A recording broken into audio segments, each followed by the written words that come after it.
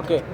So, sir అయితే 'పుష్ప' తోటి wild fire థియేటర్‌లో 3 గంటల పాటు అభిమానులకి వైల్డ్ ఫైర్ చూపిస్తే నిన్న తెలంగాణ పోలీసులు అదే విధంగా 'బన్నీకి' 6 గంటలకు పైగానే వైల్డ్ ఫైర్ చూపించారంటే ఏం చెప్తారు? ఒక పొలిటికల్ అనాలిసిస్ట్‌గా మీరు.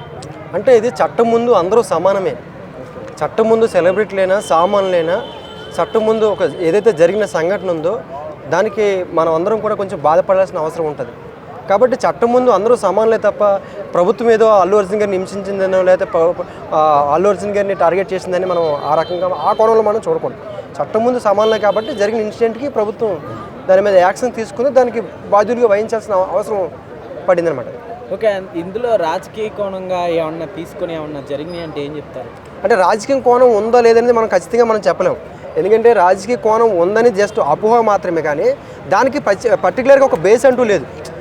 ఏదైనా ఇలా బేస్ అనేది ఉందనుకో, ఆ బేస్ని బట్టి మనం మాట్లాడచ్చు. రాజకీయ కోణం ఉంది అని అందరి అపోహ ప్లస్ అందరి అనుమానాలు మనకి యూట్యూబ్లో వచ్చేవి అంశాలు ఇవన్నీ కూడా ఒక అపోహ, కానీ దానికి ఒక బేస్మెంట్ ఉండాలి. రాజకీయపరమైన రచ్చ జరిగింది, రాజకీయపరంగా జరుగుతుందన్న కుట్ర జరుగుతుందన్న విషయం అయితే ఉంది, కానీ దానికి ఖచ్చితంగా ఒక బేస్మెంట్ లేదు. ఆ బేస్ ఉన్నప్పుడు మాత్రం ఖచ్చితంగా మనం చెప్పగలుగుతాం బలంగా. ఓకే. అయితే రీసెంట్గా ఒక సక్సెస్ మీట్లో అల్లు అర్జున్ గారు సీఎం గారి పేరు మర్చిపోయారు, అందువల్లనే అసలు ఈ రచ్చ అంతా జరిగిందంటూ కొంతమంది కామెంట్స్ అయితే చేస్తున్నారు. సో ఏం చెప్తారు? అది ఎంతవరకు నిజం? అంటే నేను ఆ వీడియో చూశాను. నేను ఆ వీడియో అబ్జర్వేషన్ చేసినప్పుడు ఏమనిపించిందంటే అల్లు అర్జున్ గారు మర్చిపోయి మాట్లాడినట్టు ఉంది తప్ప ఏదో కావాలని వాంటెడ్గా ఆ పేరుని తీసేసినట్టు నాకు ఎక్కడ కనిపించలేదు. కాబట్టి రేవంత్ రెడ్డి గారి పేరు మర్చిపోయినంత మాత్రాన టార్గెట్ చేశారని నేను అనుకోను. అలా అనుకుంటే ఇప్పుడు మన యూసఫ్పూర్లో జరిగిన ప్రోగ్రామ్స్ కావచ్చు, లేదంటే పుష్ప సినిమాకి సంబంధించిన ఫ్రీ రిలీజు, టికెట్లు ఇష్యూ, ఇవన్నీ చాలా ఉన్నాయి. వాటికి గవర్నమెంట్ రియాక్ట్ ఇచ్చేది కదా. నిజంగా మీరు అనుకున్నట్టు వ్యతిరేకత కానీ ఉండుంటే, నిజంగా ఆ మైండ్లో పెట్టుకుని ఉంటే ఈ మూవీ ఎంత సక్సెస్ అవ్వదు కదా తెలంగాణలో కూడా. సో ఇంకా వాళ్ళు ఆటంకాలు సృష్టించే అవకాశాలు కూడా ఉంటాయి కదా. సో ఆ కోణం ఉందని నేను అనుకోవట్లేదు. ఓకే. అయితే గతంలో కూడా ఎంతోమంది హీరోలు ఇలా మీటింగ్లకు వెళ్ళినప్పుడు కావచ్చు, ఇట్లా తొక్కిసలాటలు జరిగినప్పుడు ఎంతోమంది కొన్ని చోట్ల చనిపోవడం కూడా జరిగింది. అప్పుడు తీసుకునే యాక్షన్ ఇప్పుడే తీసుకున్నారు కదా. సో అంటే ఒక్కొక్క విషయం ఒక్కొక్కసారి, ఎందుకంటే ఒక్కొక్క విషయం అనేది హై అవుతుంది. ఈ పుష్ప మూవీ మొదటి నుంచి హై, అందులో పొలిటికల్ కాంట్రవర్సీ అయింది. సో దీని మీద ఎక్కువ ఎఫెక్ట్ అయింది. పబ్లిక్ ఫోకస్ పెరిగింది, మీడియా ఫోకస్ పెరిగింది, గవర్నమెంట్ ఫోకస్ కూడా పెరిగింది. కాబట్టి అలాంటి టైంలో ఇన్సిడెంట్ జరిగినప్పుడు అది సీరియస్నెస్ అయింది అనమాట. అంటే అరెస్ట్ చేయకపోతే ప్రభుత్వానికి ఎక్కడ చెడ్డ పేరు వస్తుందో అని చెప్పేసి అరెస్ట్ చేస్తే ఓ పని అయిపోద్దని అరెస్ట్ చేశారనుకోవచ్చు అంటారా? అంటే ఇప్పుడు ఇన్సిడెంట్ జరిగింది, అవి ప్రభుత్వం ఏమీ యాక్షన్ తీసుకోలేదు, ప్రజలు అనే అవకాశం ఉంది, దాంతో ఎందుకు వచ్చిన గొడవ అరెస్ట్ చేసి పరేస్తే పని అయిపోతుంది అని చెప్పేసి అరెస్ట్ చేశారనుకోవచ్చు అంటారా? అంటే ప్రభుత్వానికి చెడ్డ పేరు కూడా రాకూడదు కదా.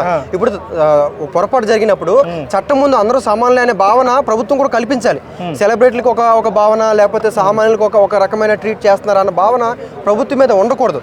కాబట్టి ఆ కోణం కూడా ఉండొచ్చు. అంటే ఇంటెన్సిటీ, అంటే ఆయనకి లోపల అరెస్ట్ చేయాలని లేదు, కానీ ప్రభుత్వానికి చెడ్డ పేరు వచ్చేస్తుందేమో అని చెప్పేసి అరెస్ట్ చేశారు, అంతేనా? అలా అనుకోవచ్చు. అంటే రేవంత్ రెడ్డి గారు కూడా ప్రస్తుతం మాట్లాడుతూ దీన్ని ఏదో చట్టం పని తను చేసుకుపోతుందంటే సరిపోద్ది, కానీ ఈయన అన్న సరిహద్దులో సైనికుడా ఏమన్నా పొడిచాడు అన్న టైంలో మాట్లాడారు కదా, దాన్ని ఎలా చూడాలంటారు? అంటే ప్రభుత్వంతో సానుకూలంగా వ్యవహరించాల్సిన అవసరం ఉంటుంది. ఎందుకంటే ఇప్పుడు పబ్లిక్ ఇంట్రెస్ట్ సినిమా మూవీ కాదు అది. పుష్ప 2 అనేది పబ్లిక్ ఇంట్రెస్ట్ ఇష్యూ కాదు, లేదా ప్రజలను చైతన్యం చేసిన మూవీ కాదు. సో అదొక కమర్షియల్ మార్కెటింగ్ జరిగిన మూవీ. సో ప్రభుత్వంతో కొంత సానుకూలంగా ఉండాల్సిన అవసరం ఉంటుంది. మనం కౌంటర్లు వేయడం, లేకపోతే వేరే వాళ్ళతో చెప్పించడం ఇలాంటివి చేసినప్పుడు ప్రభుత్వం కొంత ఇరిటేట్ అయ్యాను కాదని. ఇది ఒక యాక్సిడెంట్ అక్కడ జరిగింది, సంజయ్ థియేటర్ జరిగింది. మరి యాక్సిడెంట్లో ఆయన బాధ్యత ఎలా ఉంటుంది? పోలీసులకు ఆ విషయం తెలియదు అంటారా? అంటే బాధ్యత కూడా ఒక మిస్టేక్ అని చెప్పుకోవచ్చు. ఎందుకంటే ఒక ఐకాన్ స్టార్, నేషనల్ స్టార్ వస్తున్నప్పటికీ థియేటర్ యాజమాన్యం అంటే అక్కడ బౌన్సర్లను పెట్టుకోవడం అలాంటిది ఏం చేయకుండా జస్ట్ గవర్నమెంట్ మీద డిపెండ్ అయ్యి ఒక 20 మంది పోలీసులను అక్కడ పెట్టుకుంటే సరిపోతుంది కదా. లేదు, థియేటర్ యాజమాన్యం మీద ఉంటుంది. అదేవిధంగా మూవీ ఎవరైతే దాన్ని తీశారో వాళ్ళ మీద ఉంటుంది. మూవీ హీరో మీద కూడా ప్రభావం చూపిస్తుంది. షారూఖ్ ఖాన్ కూడా ఒక ఇన్సిడెంట్ జరిగింది, నిన్న చూపించారు. అతను అరెస్ట్ చేయలేరు కదా ఎవరిని? షారూఖ్ ఖాన్. అదే నేను అంటుంది, ఒక్కొక్క ఇష్యూ ఒక్కొక్క టైంలో ఒక హైప్ అవుతుంది, ఒక దాంట్లో ఒకసారి అవ్వదు. సో ఇది కూడా దీనికి అవ్వడానికి కూడా కారణం ఏంటంటే సక్సెస్ మీట్ 3 days తర్వాత 4 days తర్వాత పెట్టారు. సో సక్సెస్ మీట్ అనేది ఒక 1 week బ్యాడ్ ఇన్సిడెంట్ జరిగింది, అనుకోను లేకపోతే కావాలని కాదు ఒక ఇన్సిడెంట్ జరిగింది, దాన్ని ఒక 10 days తర్వాత లేకపోతే కొంచెం గ్యాప్ ఇచ్చి అది చేసుంటే ఆ రకమైన ఫీలింగు కలగకపోను. ఒకవైపు ఎవరైతే బాధితులు ఉన్నారో వాళ్ళు బాధపడుతున్నారో, ఇక్కడేమో సక్సెస్ మీట్ చేశారు. అది చూసే పబ్లిక్ కానీ లేకపోతే ప్రభుత్వానికి కానీ వేరే యాంగిల్లో అనిపించింది. సో సక్సెస్ మీట్ అనేది చేసి ఉండాల్సింది, కానీ కొంచెం లేట్గా ఈ అంశాన్ని కొంచెం క్లియరెన్స్ చేసి అప్పుడు చేసి ఉండాల్సింది. అంటే వీళ్ళు ప్రత్యేక ముందే 20 లక్షలు ఇస్తా అని చెప్పాడు కదా అల్లు అర్జున్, వాళ్ళ కుటుంబాన్ని ఆదుకుంటా అన్నారు. Correct point.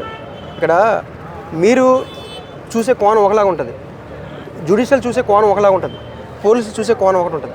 ఏ ఇన్సిడెంట్స్కైనా ఏం జరిగినా కాంపన్సెన్స్ అనేది ఒకటే ముఖ్యం కాదు.